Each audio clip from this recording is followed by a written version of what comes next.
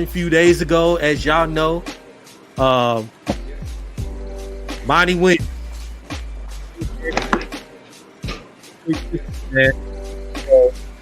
You know, everybody, all Detroit sports, all sports fans, you know, us Pistons fans, we're definitely exciting times, man.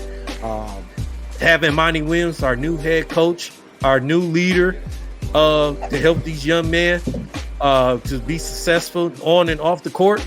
So this is a great time, man. You know, we still, you know, people still celebrate, you know, so man, it's just so great, man. So, you know, as you know, Monty, I guess we lost Nomas. He'll be back with us. Yeah, man, it's a great time, man.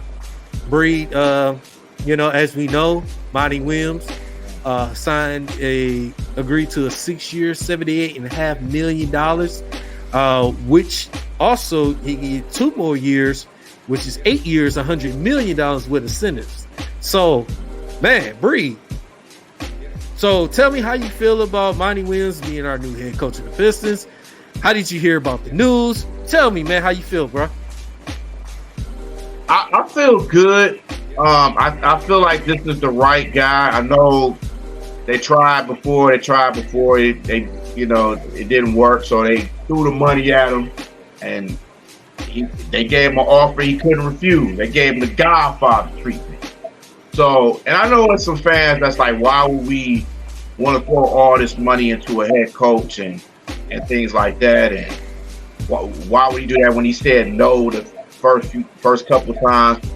But they see the value of this guy and how he develops and makes a team better. You know, when he was coaching New Orleans and Phoenix, they wasn't nowhere, like, they were nowhere in the playoff pit. Phoenix was forgotten. And Monty Williams coached there, and he just within a year or two, he has them in the finals. So to have somebody like, and he's a good development. He's good in development. I think it's good for these big guys. You know, the Durants, the Stewarts, the Marvin Bagleys. You know, all these guys. And plus, you know, Monty Williams is a playing the NBA. He's a big guy, so he knows how to coach these big guys. I mean, look what he did to DeAndre Ayton, and you know, look what he did to Booker. I mean, and then the assistant coaches too.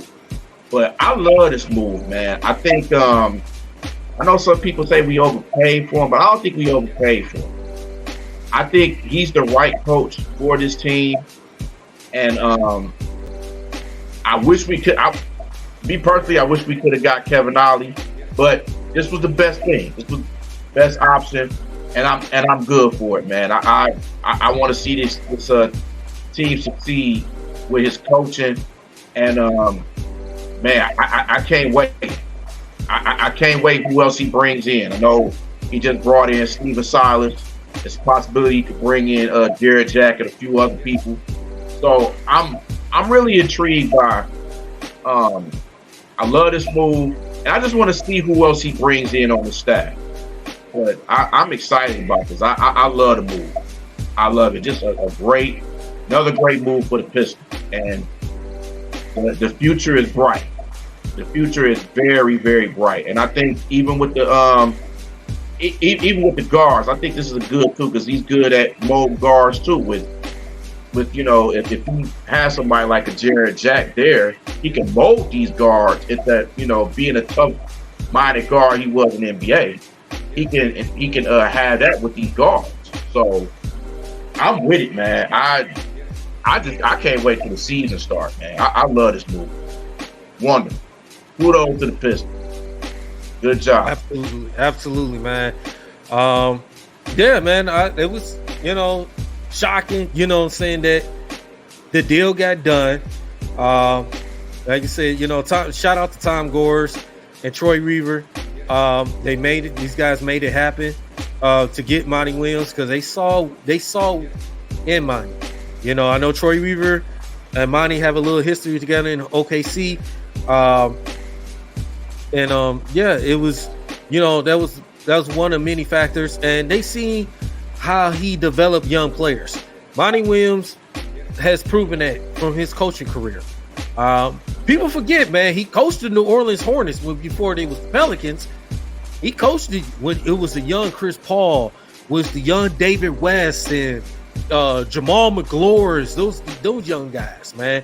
You know, people forget Monty Williams was a hell of a coach being with the New Orleans Hornets. And got his fair shot. Being assistant a while, and they turn around, becoming the head coach of this Phoenix Suns team, which they, prior to that, they was irrelevant. They was a laughingstock team for 10 years prior, to that. So him coming in, he turned that franchise around to made a NBA Finals appearance, and his tenure with the Phoenix Suns. It just shows what type of coach he is, and a leader of men, and that's what we need. We need a players coach that can help develop these young players to be successful on and off the court. Kay Cunningham and Ivy, and the Stewarts and all those guys. They're gonna learn from Mike. They're gonna learn from. Shout out to Steven Silas. Congratulations. He's, assistant on the Monty Williams staff. So, it talks of, say Jared Jack, be another part of his coaching staff, possibly his coaching staff.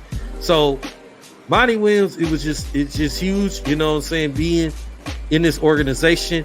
Even, like you said, he was still going to get, if he didn't come to the Pistons, he was still getting paid by the Phoenix Suns because they still owe him the contract. Mm-hmm. So, for the Pistons to make that move, Tom Gores and Troy Weaver make that move to bring him in, is huge. It has helped. It's another step to success for this Pistons team, And like I said, to me, the minimum should be the play-in. We're healthy. This Pistons team healthy. Our minimum should at least be in the play-in. Our Eastern Conference, the Eastern Conference, not that deep. Milwaukee's getting older. They got a new coach. Boston, they're gonna be around. Miami's gonna be around. We see with Philly, but in Atlanta maybe, but all those other teams. The Pistons could be better than those teams, like the New Yorks and all them.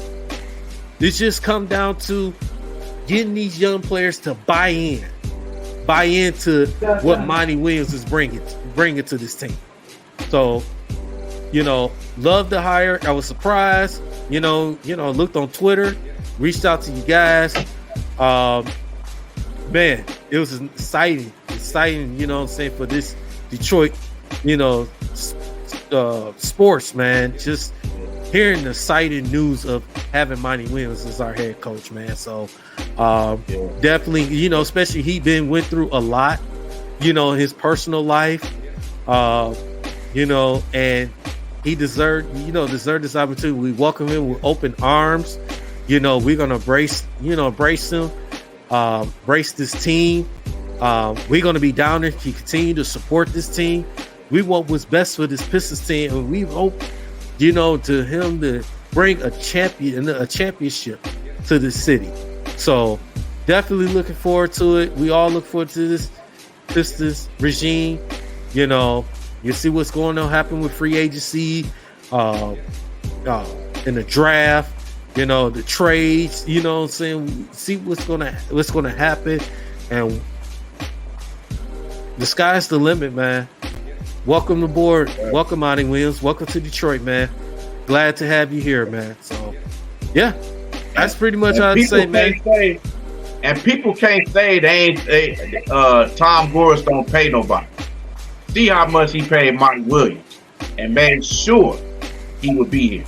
So I always hear fans say, well, Tom Gores don't pay his players. He don't play coaches and stuff. Well, he just made Monty Williams the highest paid coach in the NBA.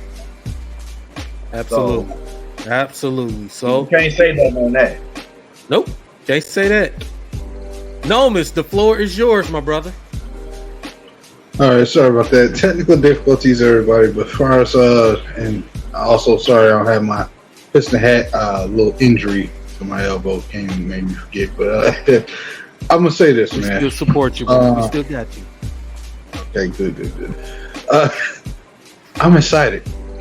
Beyond overjoyed. And if you're thinking this is about simply because we got Monty Williams, no. Bree just touched on what I was saying. I don't think outside of Mike Ilitch have I ever seen an owner actually step up and be so aggressive to pay for a guy that he thinks is the coach. We've been asking this for so long out of any of our Detroit franchises, with the exception of the Tigers when Mike Ilitch was running things. Never have ever seen a Pistons owner be this great as far as, being aggressive. He is an aggressive man. Never seen. Still waiting on that Lions one, but that. Come on, bro, are you serious right now? Like, this man literally went out and paid for this guy, and the contract he initially tried to offer him, it was turned down. He kept going. That's the part that really got to me. Is like the guy turned you down like a couple of times, and you kept up in the ante. He said it and made it known that he wanted a coach with winning experience. That's what he wanted. He didn't want a rookie coach. He wanted a coach that had a winning culture, that was already experienced, that wasn't Doc Rivers. He wanted a winning coach, and he was a winning coach. And I'm overjoyed because you always ask the Pistons to go out there and be aggressive some kind of way. I can never take this back from him again. And I do agree, Tom Gores is willing to pay, but I think he had. I still wonder what happened. Like, just before Troy Weaver got here sometimes, because it's like, I know he didn't want to not to open up a certain can of worms, but I know he didn't want to let a certain player walk. And I know for a fact that had to be like a countering, gang up on kind of decision, and then he just said bumping and went with it. Because I think if he would have had his way to pay for a certain player that I'm talking about, he would have kept him too. At least until his contract was completely up. But that, Monty, man, his pedigree as a winning coach, man, you know what I'm saying? You saw what happened when he got over there with the Phoenix Suns. I know they had some bad moments, but at this point in time, when it comes to coaches, man, a lot of these coaches in the NBA are making some of the same mistakes when it comes to these big games where they coughing them up or they didn't adjust right. It's a lot of that going on around the league. Right now, the Pistons don't have time to be picky like that. They have to go for the guy who is one of the best coaches in the league. And Monty Williams just happens to be one of the best coaches in the league. So you go out there and you pay the money for the guy you know could probably come in here and change, because he's got more than one team track record of doing it. And I think I had to tip my hat off to the Pistons for that. This is Tom Gores' first time I ever see him step over the GM and say, "Nah, I got this one." You know what I'm saying? I think, Troy Weaver wanted Ollie, but I feel like Tom Gores said, "Nah, we ain't doing it this way. We go get somebody I want." And that just shows you a testament to the game. Dude's a fan of basketball, so at some point he's learned something in his years as an owner, and I think now he's starting to learn when and who he should be going at. I at least know that my let's say guys who win. That's the part that I take from this, because you're paying attention. You're paying attention what's happening around the league. That's that message. So the threat you made this man the highest paid coach, you went after him personally, you kept going. That tells me you paying attention to what's going on around the league. And that's the part that I take from this. And that's why I'm happy to have Monty here, because not just because he's a good coach and because I think he'd be a really good coach for us potentially. Because we got to still see the team, how the roster go look play, but because the front office is telling me that they're finally paying attention. That's why this to me was a really good hire. Has nothing to do. We haven't seen them take coach a snap a count or a minute for us yet. But as far as just the organizational wise, it shows me they're paying attention. Yeah, and that's a great point you said, because the organization, is paying attention to see, hey, we got to make a change, in this organization. And two, when you brought up a point that, Troy was looking at, the guys like Kevin Ollie, all those. Now, nobody was at that point. It was almost getting close to that, you know, getting Kevin Ollie. But when Monty Williams became available, that changed the whole dynamic. It really changed the whole dynamic. Yep. So now it was just like, I'm glad Troy Weaver and Tom Gores, especially Troy Weaver, they didn't rush to get a coach. You know, we had all these other coaches at Udoka's, you know what I'm saying, and Nick Nurse and Budenholzer and all them guys was out there. You know, but Troy Weaver and Tom Gores, they took their time. You know, Gores had to push to get Monty Williams a couple times, but he got him. He got the guy that we, you know, is going to be part of this Detroit Pistons organization. So it was huge. So go ahead, No. You know what? I'm wondering, maybe I'm over speculating here, and if you think I am, that's fair. I'm starting to wonder where that initial head of we go take our time and look for the coaching. I know usually I think that was Troy Weaver, but I've been kind of quietly thinking that maybe that was the owner too, because just the way he incorporated it, getting Williams here, it seems like that. I told y'all back when our season ended, I said they either go hire a coach either really, really quick, or they go wait to the end of the finals to do it. At first, I was so sure they was going to hire it quick. But then after the first couple of weeks, I was like, you know what? They probably going to try to wait out to the end of the finals. That's exactly what happened. They hired the coach the day before the first day of the finals. And which was my bad, y'all, everybody. And I was tripped out because I'm like, bro, I literally sort of predicted this, man. It's like they actually, not trying to pat myself on the back, but I'm just saying, like, they actually did. They wanted to narrow down to both sides of the conferences on who they felt was the best options, because you don't want to be one of the teams that's so caught in the rebuild, you just taking the first few hot names coming to you. So I think with their situation, they looked at it very carefully, and they was like, who about to get fired? And they probably smelled gasoline. And I think this is generally voted on by the entire front office, including the owner. I think he might have said, oh, we gonna wait this out for somebody because I want a winner. I can see him saying.